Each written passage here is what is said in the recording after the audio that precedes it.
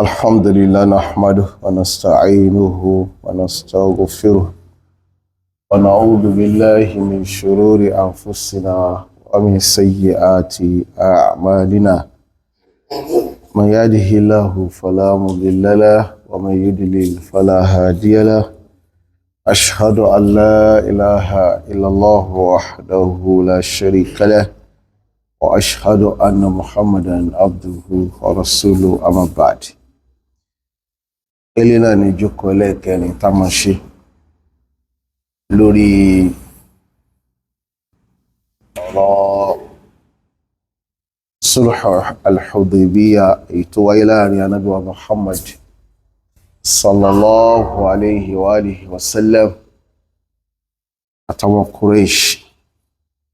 ní ọdún kẹfà hijra nígbà tí Ànábì sallallahu alayhi wa alihi wa sallam àtàwọn sàhábà fẹ́ lọ ṣe umrah nínú oṣù Shawwal. Naam, àti kàá débi pé Ànábì sallallahu alayhi wa sallam rán Uthman ibn Affan radiyallahu ta'ala anhu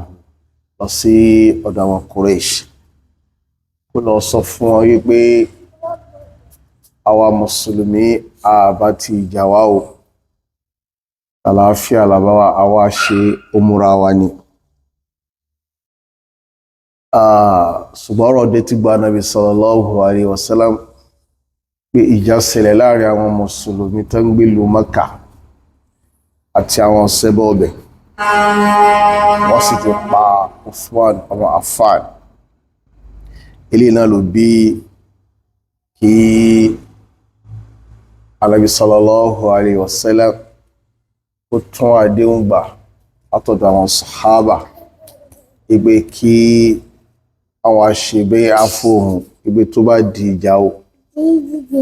wọn ò ní ṣe kíni, wọn ò ní sákò lẹ́yìn ohun. Wọ́n ní وكان معقل بن يسار أخذا بغصنها يرفعه عن رسول الله وكان أول من بايعه. Nígbà tí Ànábì sallallahu alayhi wa alihi wa sallam tó ní kí àwọn sàhábà káwọn ṣe bai'a, ẹni tó kọ́kọ́ ṣe bai'a fún Ànábì sallallahu alayhi wa sallam jọ́nà ó náà ni Abu Sinal al-Asadi. Abu Sinal al-Asadi wọ́n ní wa bay'ahu Salamatu bin al-Aqwa thalatha marrat. Látàrí ojú kòkòrò dáadáa tí àwọn sàbí ní sí Ànábì sallallahu alayhi wa sallam, Salama ọmọ Aqwa ó ṣe bai'a àti fún Ànábì sallallahu alayhi wa sallam lórí àlámọ̀rí lẹ́ẹ̀mẹ́ta.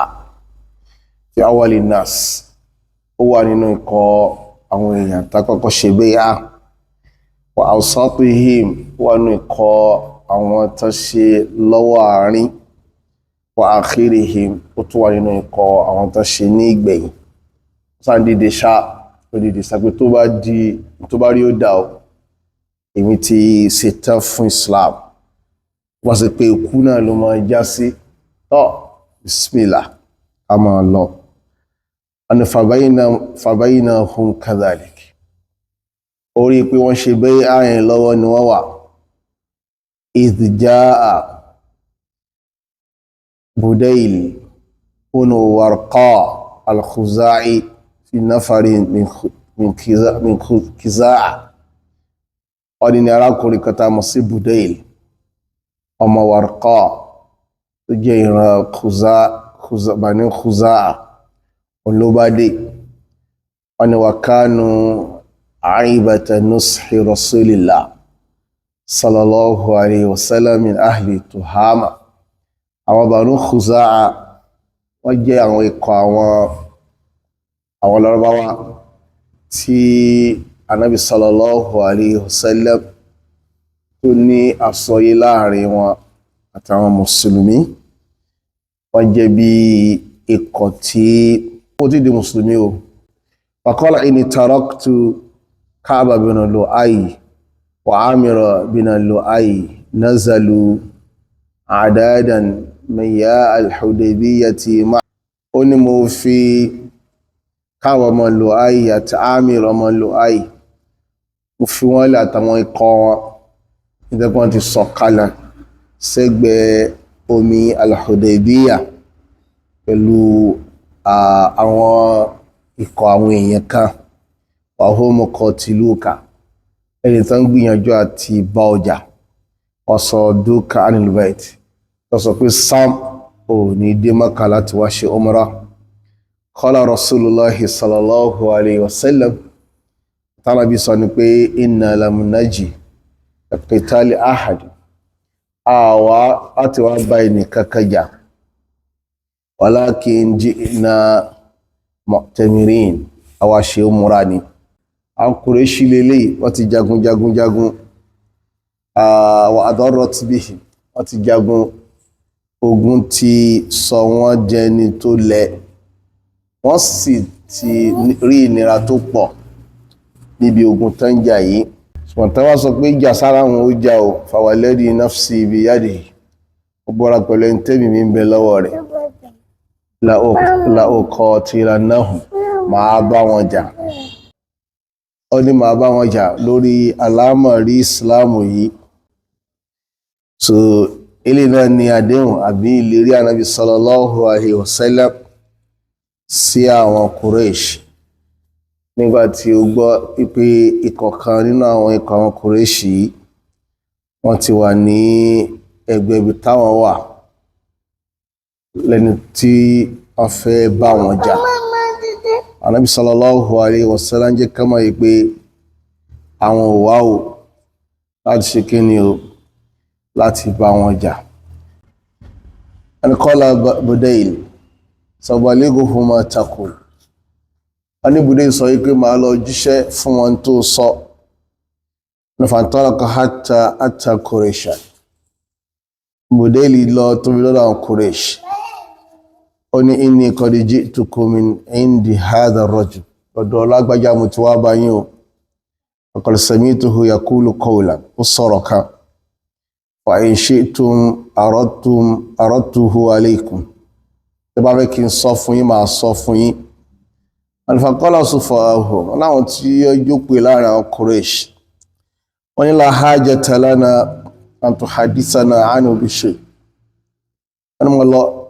ní bùkátà àsìkò sọ kankan fún wa inú tárakùnrin yẹn sọ fún ọ aqala dhawu ra'yi minhum ṣùgbọ́n tó nílà káyé inú wa wọ́n ní hati ma sami'tahu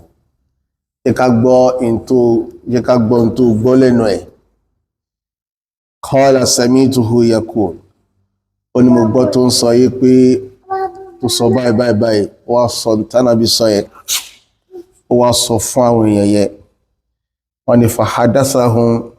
bima qala nabi sallallahu alaihi wasallam ó sọ tánàbí sọ ó sọ fún wọn faqala Urwatu bin Mas'ud al-Thaqafi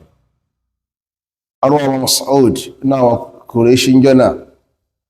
ó ní inna hadha qad arada alaykum khittata rushdi ìpínlágbájá támọ́rọ̀ rẹ̀ wáyé ọ̀rọ̀ támọ̀ mú wá látọ̀dọ̀ rẹ̀ yìí ojúpọ̀nà kan